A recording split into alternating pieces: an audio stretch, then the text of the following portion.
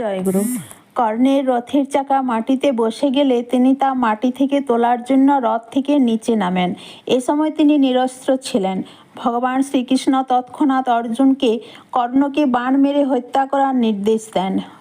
অর্জুনও ভগবানের কথা মতো বাণ নিক্ষেপ করে। এতে কর্ণ মাটিতে লুটিয়ে পড়ে।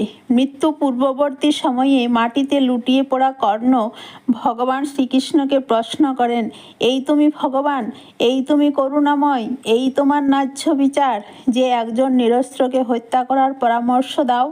ভগবান শ্রীকৃষ্ণ স্মিত হেসে জবাব দেন, চক্রবুচ্ছে অর্জুন পুত্র অভিমন্যুও নিরস্ত্র হয়ে গিয়েছিল।